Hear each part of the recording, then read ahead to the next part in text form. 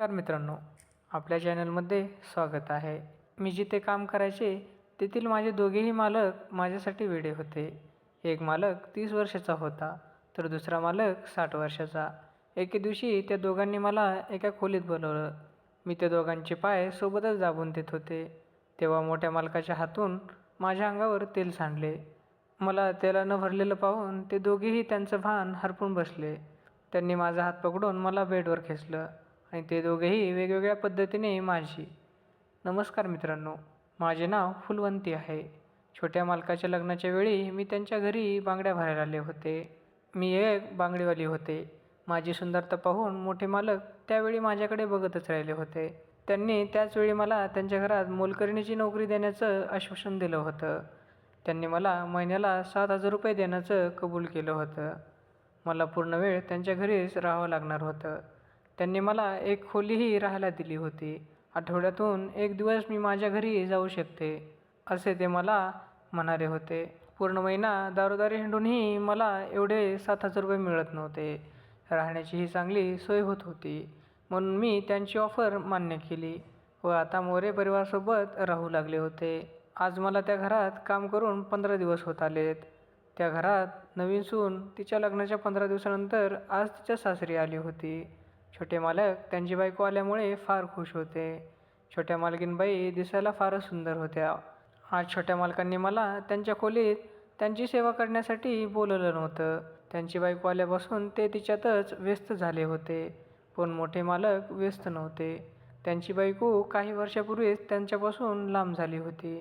मोठे मालक माझ्यावर नेहमी नजर जडवून असायचे. मी त्यांच्यापासून नेहमी लांब पळत असायचे. एकदा रात्री मला त्यांच्या खोलीतून आवाज येऊ लागला. केतन साहेब तर त्या आवाजाने त्यांच्या खोलीतून बाहेर आले नव्हते. मी त्या आवाजाच्या दिशेने गेले तर तो आवाज मला मोठ्या मालकाच्याही खोलीतून येत नव्हता. म्हणून मी तेव्हा त्यांच्या खोलीच्या बाहेरून परत माझ्या खोलीत जाऊ लागले. मी तिथून जाणार तेव्हा मोठे मालक त्यांच्या खोलीतून बाहेर आले. त्यांना पाहून मी दचकले होते. मला बघून ते म्हणाले की, फुलवंती, तू यावेळी माझ्या खोलीच्या बाहेर काय करतेस? तुला माझ्याकडून काही हवं आहे का? तेव्हा मी त्यांना काही नाही म्हणून माझ्या खोलीत निघून गेले. माझ्या खोलीत आल्यावरही मला तो ओरडण्याचा आवाज येत होता. काही वेळाने तो आवाज बंद झाला. सकाळी मी घराची साफसफाई करत असताना मोठ्या मालकाच्या बाजूला खोलीजवळ मी झाडून काढत होते. आताही त्या खोलीला कुलूप होतं. त्यांनी घरातली एक खोली अशी बंद का करून ठेवली काय माहिती, कोणास ठाऊक. रात्रीच्या झोपण्यापूर्वी मीही जेव्हा किचन स्वच्छ करून माझ्या खोलीत जात होते तेव्हा मी पाहिलं छोट्या मालकीणबाई त्यांच्या सासऱ्यासोबत त्या कुलूप असलेल्या खोलीत जात होत्या. त्यांना पाहून मी माझ्या खोलीत निघून गेले. ती मोठी लोक आहेत, त्यांच्यात तर सुने सासऱ्यासोबतही मैत्रीसारखं नातं असतं. काही वेळाने मला त्या खोलीतून आवाज येऊ लागला. त्या दोघांनी सून आणि सासऱ्याच्या नात्याची सीमा ओलांडली होती. मी त्याकडे दुर्लक्षच केलं. आज केतन साहेब घरी उशिरा आले होते. पण ते घरी येण्याआधी त्यांची बायको त्यांच्या बापासोबत काय करून बसली होती याची त्यांना जराही कल्पना नव्हती. दुसऱ्या दिवशी तर केतन साहेब आणि त्यांची बायको काही दिवसासाठी बाहेर फिरायला गेले. घरात आता मोठ्या मालकासोबत मी एकटीच होते. रात्री त्यांनी मला चहा घेऊन त्यांच्या खोलीत बोलावलं. मी त्यांच्या खोलीत गेले तेव्हा मी त्यांना कसलं तरी इंजेक्शन घेताना पाहिलं. मी त्यांना काही न विचारता त्यांच्याकडे बघत होते. इंजेक्शन घेऊन होताच त्यांची नजर माझ्यावर गेली. ते म्हणाले, आलीस फुलवंती, बैस. त्यांनी मला त्यांच्यातला चहा प्यायला दिला. मोठे मालक माझ्यासोबत फार प्रेमाने बोलत होते. आजपर्यंत मी त्यांचा हा स्वभाव पाहिला नव्हता. मोठे मालक माझ्यासोबत जवळीक साधण्याचा प्रयत्न करत होते असं मला वाटत होतं. मी पैशासाठी त्या घरात काम करत होते. दुसऱ्या दिवशी शनिवार होता. शनिवार माझा सुट्टीचा दिवस. मी घरी जायला निघाले तेव्हा मालकाने मला थांबवलं. ते म्हणाले की, फुलवंती, आजच्या दिवस सुट्टी घेऊ नकोस, कारण मला जरा बरं वाटत नाही आहे. आजच्या दिवसाचे मी तुला 500 रुपये जास्त देईल. घरी जाऊन मी वेगळं काही करणार नव्हते म्हणून 500 रुपयाकरिता मी थांबायचं ठरवलं. मालकाने आज जेवणही माझ्या हाताने केलं होतं. पुढच्या 2 दिवसात त्यांना जरा बरं वाटू लागलं. बघता बघता असेच काही दिवस उलटले. छोटे मालक व मालकीणबाईही बाहेरगावाहून परतल्या होत्या. छोट्या मालकीणबाईंना अचानक काय झालं होतं कोणास ठाऊक. त्या मला घरातून बाहेर काढण्याच्या मार्गावर होत्या. एके दिवशी तर त्यांनी हद्दच केली. त्यांनी किचनमध्ये स्वतःहून स्वतःच्या अंगावर चहा सांडली आणि बाहेर येऊन त्या जोराजोराने आरडाओरडा करू लागल्या की मी त्यांच्या अंगावर चहा सांडला म्हणून. त्यांच्या खोट्या आरोपावर छोट्या मालकांनी विश्वास ठेवला होता, पण मोठ्या मालकांनी त्यांच्या सुनेचं एक ऐकलं नाही. त्यांनी समजूतदारपणे तो विषय हाताळला. त्यांच्या समजूतदारपणामुळे माझं काम सुटता सुटता राहिलं. घरातील दोघेही पुरुष ज्याच्या त्याच्या खोलीत निघून गेले. तेव्हा बाईसाहेब मला म्हणाल्या की, काय गं, तू 2 कवडीची कामवाली बाई, तू माझ्या घरातल्या पुरुषाच्या जास्त जवळ जाण्याचा प्रयत्न करू नकोस. आल्यापासून मी बघते तू मला माझ्या सासऱ्याच्या आजूबाजूला दिसतेस. मी तर कोणाच्याही मागे पुढे करत नव्हते, पण बाईसाहेब काहीतरी गैरसमज करून बसल्या होत्या. नेमका त्या नवरा कोणाला म्हणायच्या कोणास ठाऊक. सासऱ्याबद्दल एवढी काळजी ते सगळं मला जरा विचित्र वाटत होतं. मी तर त्याच्याकडे दुर्लक्ष केलं होतं. रात्रीच्या वेळी मी मोठ्या मालकाच्या खोलीत गेले. त्यांना मी ग्लुकोजचं पाणी प्यायला दिलं. त्यांना जरा अशक्तपणा जाणवत होता. पाण्याचा ग्लास खाली घेऊन जात असताना मालकांनी मला थांबवलं. ते म्हणाले की, अगं फुलवंती, आज तू तुझं एक काम विसरलीस बघ. त्यांनी टेबलजवळ त्यांची नजर फिरवली. तेव्हा मला टेबलवरची वस्तू बघून माझं काम आठवलं. मोठ्या मालकांना आज मी त्यांचं इंजेक्शन देण्याचं विसरले होते. मी टेबलवरील इंजेक्शन घेतलं व त्यांच्याजवळ गेले. तेव्हा त्यांनी माझा हात पकडला व त्यांनी मला त्यांच्या बाजूला बसवलं. ते म्हणाले की, फुलवंती, मी 50 वर्षाचा असलो तरी अजूनही माझ्यात 25 वर्षाच्या मुलाप्रमाणे जोश आहे. हे दुखणं तर वर्षातून एकदा येतं. घरात सून व मुलगा असूनही मला फार एकटं वाटू लागलंय. तू काही वेळ माझ्या आजूबाजूला असतेस तेव्हा असं वाटतं जणू मी कोण्या आपल्या व्यक्तीच्या जवळ आहे. तुला या घरात कामासाठी थांबवण्याचा माझा हाच हेतू होता की तू मला पहिल्या नजरेच आवडली होतीस. मी आता लग्न करू इच्छितोय. तुझ्यापेक्षा माझी काळजी घेणारी दुसरी कोण मला मिळणार नाही, हे मला माहिती आहे. मालकाच्या माझ्याबद्दलच्या भावना ऐकून मी ततमम झाले होते. तेव्हा मालक अजून स्पष्टीकरण देऊन बोलू लागले. ते म्हणाले की, फुलवंती, तू मला म्हातारा अजिबात समजू नकोस. मी लग्नानंतर तुला आर्थिक आणि सगळ्या प्रकारचे सुख देऊ शकतो. बोलता बोलता मालकाने मला जरा जास्त जवळ बसवलं. त्यांना होकार देण्याची माझीही तयारी झाली होती. त्यांच्या स्पर्शाने मला जाणवलं होतं की ते मला खुश ठेवू शकतात. मी त्यांना काही बोलणार तेव्हा छोट्या मालकीणबाई अचानक त्या खोलीत आल्या. मला मालकाच्या ह्याच्यावर बघून त्या थक्क झाल्या होत्या. त्या माझ्याकडे रागाने बघू लागल्या. त्या मला काही बोलणार तोच मालकांनी मला तिथून जायला सांगितले. मी त्या खोलीतून बाहेर पडताच मालकाच्या खोलीचा दरवाजा बंद झाला. मोठ्या मालकाची वागणूक ही मला काही समजून येत नव्हती. ते एकीकडे माझ्यावर प्रेम दाखवत होते आणि दुसरीकडे माझ्यासोबत असे वागत होते. त्यांचं माझ्यावर प्रेम होतं तर त्यांनी मला त्या खोलीतून बाहेर का जायला लावलं. त्या रात्री मी नीट झोपलेच नव्हते. मला मोठ्या मालकाचं बोलणं वारंवार आठवत होतं. जशी तशी ती रात्र गेली. दुसऱ्या दिवशी सकाळी मी डायनिंग टेबलवर नाश्ता घेऊन आले. नाश्ता करत असताना मोठे मालक माझ्याकडे बघायलाही तयार नव्हते. छोट्या मालकीणबाई तर माझ्याकडे अगदी रागाने बघत होत्या. नाश्ता करून त्या व मोठे मालक उठून त्यांच्या खोलीत गेले. छोटे मालक मात्र अजूनही तिथेच बसून होते. त्यांनी मला अजून 1 कप चहा मागितला.